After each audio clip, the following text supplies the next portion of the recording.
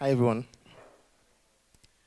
All right, so this is mostly going to be about code bases. So I assume everybody already writes code bases. So if you're not a programmer already, I think you just pick one or two things from here. So what I want to talk about is just basically taming the chaos in your code. So if you've moved from like your own personal project to a random project with any company, you'll notice that when you come into that code base at first, you will, if it's a code base I've been written for like, let's say 5 years ago, 6 years ago, at first you'll be lost completely. And then you'd be picking up like stuffs on the code by talking to maybe your teammates or someone in a higher position than you are. But there are some code bases that even after talking to them, if you look at it, you will still be completely lost.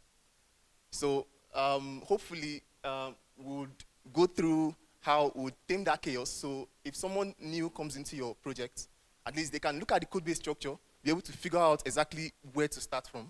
And maybe with the section and with the way you like decouple your codes, they can actually go to fix one particular thing without having to be scouring from one point to another point to another point. From my personal experience, I think this is not a slander on any or front end or PHP, but I've seen very, very, very, very chaotic projects in Laravel and actually Lumen 5. I had to do like a code base move to go for that particular code base because of how unstructured it was. I think it took me weeks to actually become very comfortable with that code base to be able to move it. Another one was like a Next.js project actually. They did, Next.js has both the client side and server side integrated. So I had to like keep on looking at this thing for days to find, let's say you have like a particular section of the app where that shows users. So you can go to the layout, see the users there, and then to find our next component, you will go to somewhere else, maybe utils. As you're going to utils, you will see a part of that component inside utils. And then you will go to another part of the code base and see a part of that component there as well. So by the time you do this from one part of the app to another part of the app to another part of the app, you're already completely lost. So hopefully we would find like let's say, we'll come to a consensus on what we should do in cases like that. So this is not like a one-person conversation because code is experience. So what you write, you think is good for you, might not actually be good for someone else. So what is entropy in software design? So entropy in itself is the measure of disorder in your code base. Just measure of disorder generally, but in software design is measure of disorder in your applications. So what can this disorder cause? So you can notice that as new things enter into your application, you start your code base starts getting unnecessarily complex. So it might be something that doesn't really do that much. Let's say an application that does redirection, like takes a URL, redirects like tiny URL if you've used it, just redirect someone. By the time you've over-engineered the entire thing, it looks way more complex than it actually should be. So the more you add features to that type of code base, the more complex it gets. It gets to a point where it's only the person that wrote it that actually understands what is going on inside. So also it reduces maintainability. So if you have that type of code base, I think, like I said, it's only the person that wrote it that knows where to find it. In some cases, you might actually be the one that wrote it. And then you wrote this thing in the morning, in the evening, you're wondering what the fuck is this? So this actually reduces maintainability, also decreases the scalability as well on the app. And it also causes inconsistent behaviors. And because of that, your team might work inefficiently. So for someone to actually be able to do something, they have to go reach out to someone else, and then the person will direct them to someone else. I think I've been in a team, that this should be like a bank in Nigeria, no mentioning actually. So the code base needs you to actually reach out to almost 7 people. Sometimes you have to actually send an email for someone to actually tell you what is going on. So that creates like an inconsistent behavior and it reduces the team efficiency. So I want to talk about how to identify the source of entropy in Go projects. First of all, you have to look at the structure of the code base. And you have to look, sometimes sorry. All right. You have to look at the structure of the code base. Sometimes it's, if you write Go, you would actually come across this concept of packages. That stuff is not like specific to Go. I think PHP has what they call this namespaces. I think there are other languages, they have like their own concepts. It's for you to be able to like take some of your code and let's say position them in domains where they actually make sense in of themselves. So just the way microservices are, where you'd have to create an auth microservice, like create a payment microservice, and you know that the auth microservice does only authentication stuff.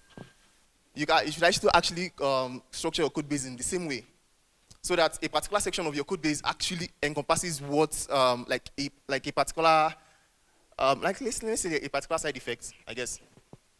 So unnecessary dependencies, I think this might be a JavaScript slander, but this is actually mostly noticed to JavaScript developers, where you install dependencies and probably not use it, or you install dependencies and just do something very, very simple, actually. So inconsistent coding style. So I think this one also will also be mapped towards microservices. If you enter a code base where you have to like manage 5 different microservices and that 5 different code bases, and then each of them has a different coding style, and inside each of those code bases, you're still seeing different coding styles inside. So let's say someone did an interface for the storage, and then another person wants to work on that app, looks at the interface and doesn't understand it, then decides to do a direct SQL query from the controller. Now, by the time this keeps on spiraling, you get to a point where the code base becomes completely scattered, where you look at the code base, you understand some parts of it, you don't understand some parts of it because like the coding style is inconsistent. Documentation, I think this is actually self-explanatory.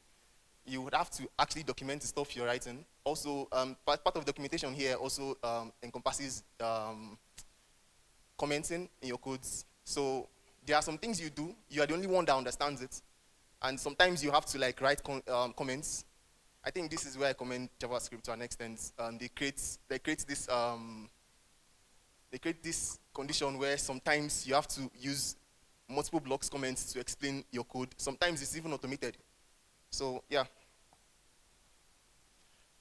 So consistent coding practices. So you can adopt any coding style, but I'm going to be talking about that of interfaces very soon. So linters and formatters, if you're using VS Code and you install this Go package, there's this Go extension, sorry, on VS Code.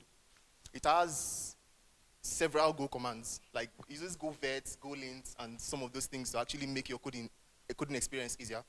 So if you don't have that, like if you're working on a system where you don't have that installed, you can actually run those things manually yourself.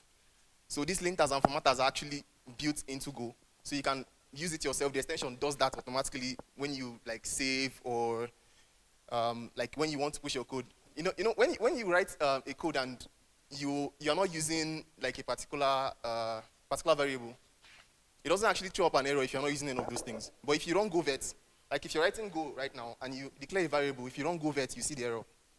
Like go vet, just run it on your code base, you see the error comes out. So the extension of VS Code actually uses this under the hood to help your experience. So code review, I think this is also a very, very important step. A code you wrote in like by yourself and you think this code is completely right, there's nothing wrong with it, it's perfect. If you push it to somebody else, the person will see a lot of problems with it. I remember my first Go code that I worked with a particular company a few years ago. I pushed this code with maximum confidence that this was like, it's just a profile, just a CRUD on profile. I pushed it. The person made 21 different comments on it, on several lines. It was as I looked at it, I thought I didn't know what I did anymore. Like, I was very confident with this code before I pushed it, but now I don't understand what is going on anymore. So by the time I was done fixing it with the recommendations I got and conversations we had on GitHub, I was actually now like confident that I made a mistake and I've learned from it. So that's actually the purpose of code reviews.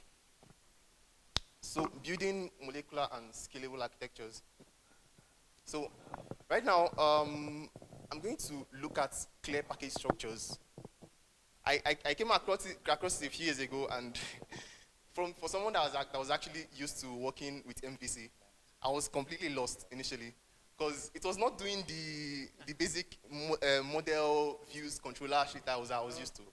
So I I was actually I think the project that it came out of, someone recommended it. I still went ahead to do the MVC thing, and then the person, knowing that the reason I couldn't do it was that I was actually struggling with the structure and how it works entirely because I was still new to Go. The person refactored it for me, and then from there I learned the architecture. So the essence of this architecture is to make you use solid principles. So you can look at, there are different ways you can actually do this hexagonal structure. There's no like definite code-based structure, but if you look at the like some code bases, you will see people doing several things. But I think you know that PKG actually contains things that are external to the app, and then you have internals, you have services, and then you have repositories. Sometimes you see people using it as factories or stuff like that. Yeah. So what these things do is that it helps you like section your application in different sections. So the repository itself handles everything store. Like a repository or factories, depending on who is writing the code base. So it handles everything storage for you, so that if you use the interface idea from the previous talk we just had now, you can build your store in a way that you can move your store from MySQL to Postgres without it affecting the entire code. So stuff like that is like the reason why stuff like this come up. So I think I've actually almost talked about everything here. So the last thing here is dependency injection. So the essence of dependency injection is for you to be able to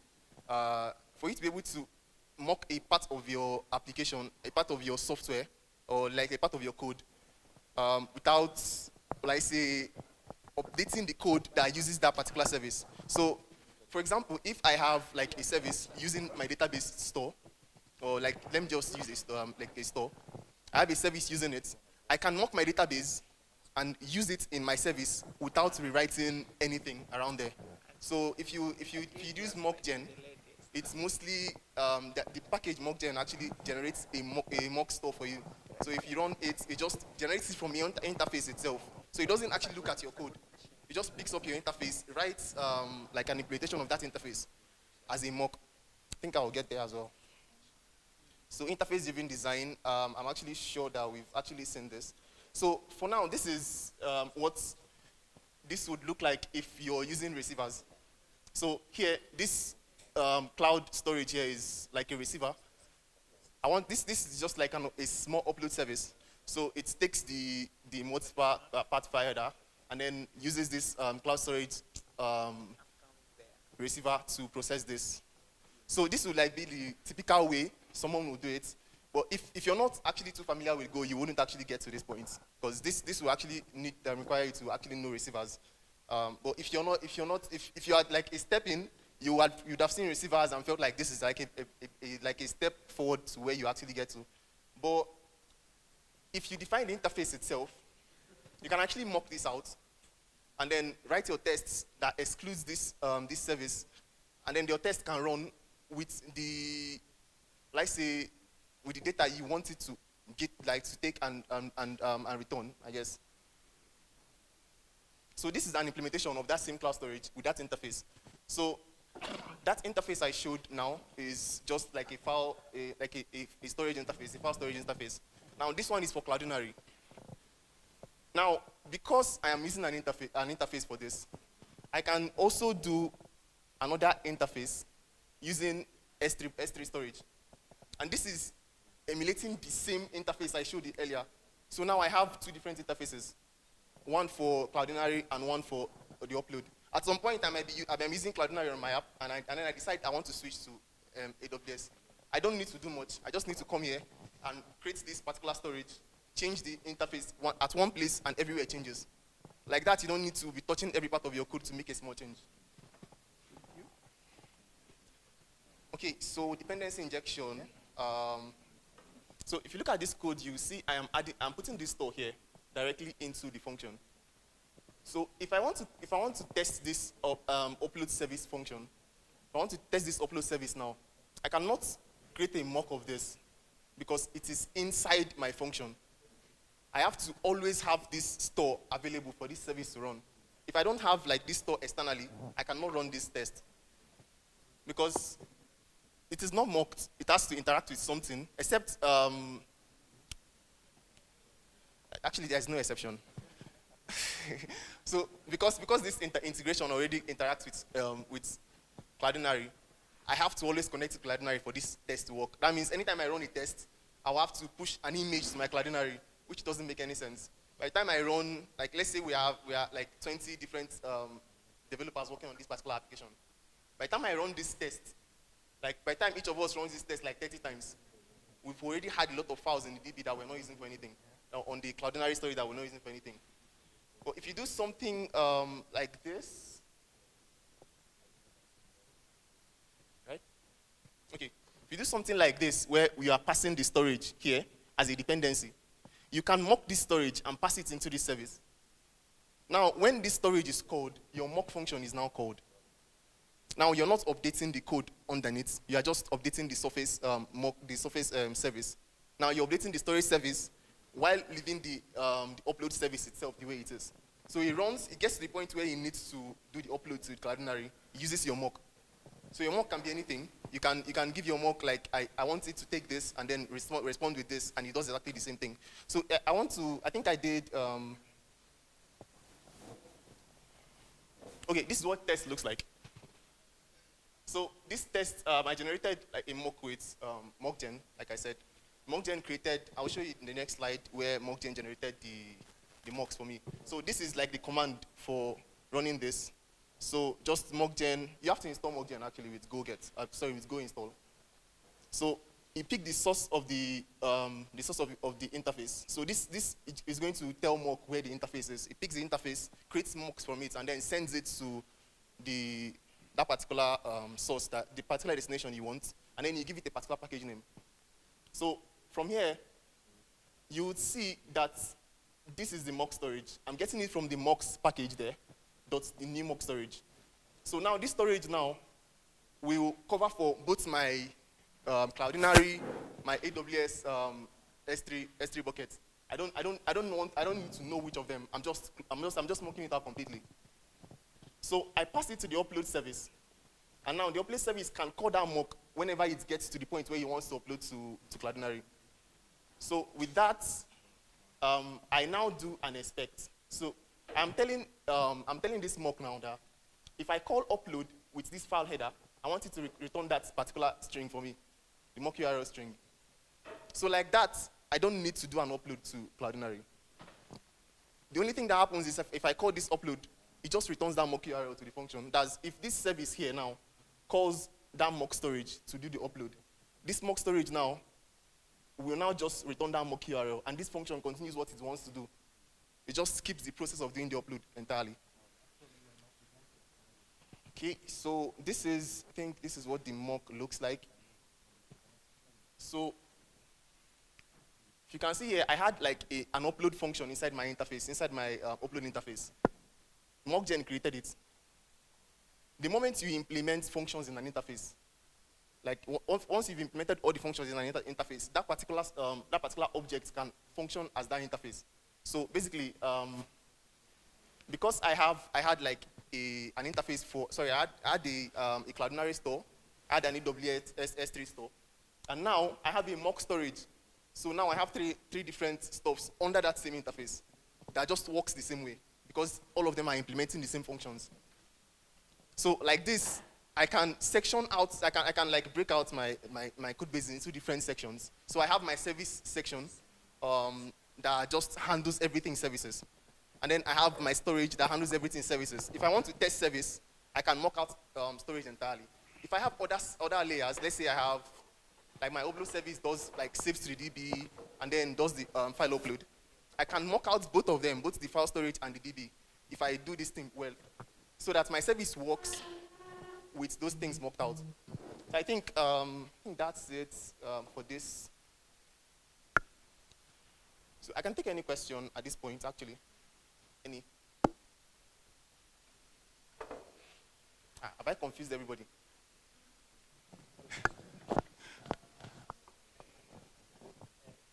Okay. So I think refactoring is a very sensitive thing when it comes to code bases. If you go to refactor and then you and then you over refactor or you under refactor, you end up with bugs. So you have to like be very careful what you're refactoring. And sometimes you look at the code base and in your head you feel like this thing is messed up. Let me just go here and go and change these things. The moment you go there and change it and you don't understand the entire concept, it might create a very big problem. I think I've actually been in that situation a few times. So you have to like actually try to be careful, identify very, very small portions of the logic, and then update it little by little. If you have to do like an entire update, just make sure that that particular update still meets up with the test cases you had before, prior to the point where you did the update. So I think some people just do updates and then the test starts failing. They just rush and go and update the test to match their current implementation. Yeah. So effective documentation actually helps this as well. Like I said, comments, API specs, stuff like that. You like make it easier for the next person coming in to be able to like look at this code, understand how this code works, and just quickly work with it. I think my first encounter with interfaces a few years ago, the person did a notification system. The thing works. Like me knowing what I know now, if I go back to that code base, I won't be troubled that much. But because I was still new into interfaces, I looked at the code base and then I was lost. No comments, nothing. It was just interfaces everywhere. And then, like, if you go to service, you see interface. If you go here, you see interface. Like everywhere, interfaces. I was just lost completely. At some point, I had to tell the CTO as at that point to help me, like, do a bit of refactor. So as at the time he was about to do refactoring, found out that the code was actually perfect. The only thing was that we didn't understand what was going on. So documentation is actually a very, very important part of this. So the key takeaways from this, I guess, I just hope that I've been able to like clear these stuffs with this talk, and then we can maybe have like 5 minutes of conversation on this. Anybody with any question, any comments, anything? All right, thank you. All right, I'm coming to you. Thank you. So it's not a question per se, it's something I realized about, or what I would like that you clarify something about commenting. Okay. So I have seen code bases where commenting actually impacts readability of the code. Okay. So there are cases where people use short names, like S equals storage, or S equals something. Yeah. And then instead of using a proper name, they document the name. So it would have been shorter and clearer if they use a proper name instead of documenting. Let me guess, the code base you're talking about is JavaScript code base. Right? No, it's not only in JavaScript. Wait, the one you're talking about right now is JavaScript. Most of them are in JavaScript. No. But then I've also seen, okay, so one thing that Code encourages, which I think people also sometimes misuse, is when you do something like ERR, error, Yeah. and then people, because everybody kind of understands what that stands for, Yeah. but then some people still go further to do I equals something, but then when you go down like 10 lines, they are still using high, you lose context of what I means, and then you need to go back up to go and check. So I think that people should try to balance between when to document, and in fact, there are times that documentation can be totally replaced by proper naming. Yeah. So, like, my 2 cents on that is, the reason why I asked for that code-based thing is, JavaScript, like I said, like promotes this thing, or like multiple steps commenting thing, where you can do anything you want inside that function, as long as you explain what you're doing on top. So, Go doesn't really like encourage that. So if you do stuff like that and then you try to write comments, it becomes messy. So sometimes it's actually, like you said, it's good for you to actually use proper naming for both the variables, functions, and everything. Yeah. Like, good one. Any other? Please help me with this guy. Okay, go ahead. Just to add on linting and formatting, I think it's best to integrate that during your build processes. So you go through GoFMT, GoLint, GoVet. I think it enforces those coding standards and identify like those packages you're not using, and the coding practices. I think that, that Yeah, yeah. that's also a consideration when you're doing linting and formatting your code, integrating that to your build process. Yeah, thanks. Yeah, the FMT, like there are different like setups you can do where before your code actually passes CI, it actually checks that you linted it properly, and then probably if it fails there, the developer can try go back and redo. But problems that we have is sometimes there are different configurations that comes with it, like the default configurations that comes with it that you have to actually like you have to change for it to like fit your current coding style. It's not everybody that wants to like follow like that particular coding style that FMT wants you to follow. So yeah, I think that's actually a good one as well. Okay, Yeah. a question. Do you think using code generators is a source of, or rather is a culprit for entropy, or is it a good practice? Code generators. Yeah, Like which one are you referring like to? mockgen or SQLC. So what mockgen does is it just generates like I say an implementation of what you already defined. So like I said, this from my previous slide. Wait, let me see if I can go back. Which one of them was that again? I think that was where I did this. Okay, this is it. So from here you can see you can redirect this to a particular folder entirely. So this can actually be in your gitignore.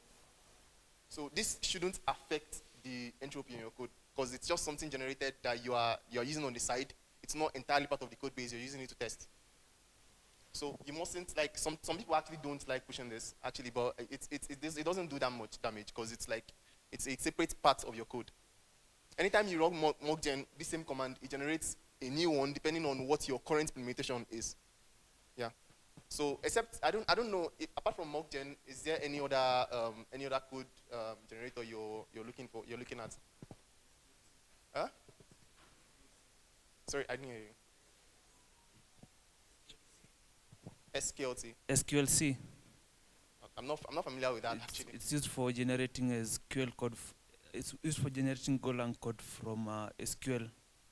Oh, okay. I don't really do. I think it's better for you to either use like generally use maybe a GoRM, or if you feel that strong, you can just write the SQL queries yourself. I don't think it's not that it's not that complicated actually. If you look at it well. Yeah. Sorry, help me. Back to our entropy.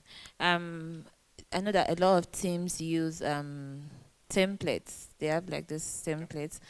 So yeah, I've worked with a couple of teams that have templates, and they just do this to avoid variability in code design patterns and maintain a particular structure in their code base. Is that encouraged for what we are trying to achieve on your team? Yeah, so some people actually have, like I said, microservices. Some people just build, one person builds this, another person builds that, another person builds that. If they have like a consistent design pattern they are using, like one that everybody follows, if you move from this code base to this code base, you already know what is going on. So you don't like have to keep running around asking somebody for this or sending emails to multiple people. Yeah, I think that's actually a good one as well. Thank you. Any other one? You? All right, go ahead. Also, how do you approach going entropy, like without introducing, how do you refactor without introducing breakages in your code base? So there's this thing, feature flags. So sometimes you would have to like do like a small compatibility stuff where you do the implementation, you add a feature flag on it. So that maybe probably only you sees it, or probably when you use it, when you use the app, only you are the only one able to communicate with it. As you test it, or as it goes through staging, goes through production, you are now like confident enough to release it to a smaller portion of like users, and then probably release it to another smaller portion of users. By the time you do this, like you don't like it doesn't impact way too many people at the same time. Yeah. So if you added a change that causes a very big issue, only a particular subset of people actually like experiences it. So you don't have like a very big mess to go and fix. Yeah. So that's feature flags are encouraged for stuff like this. Yeah. Okay, that's it for me. All right. I think that's it.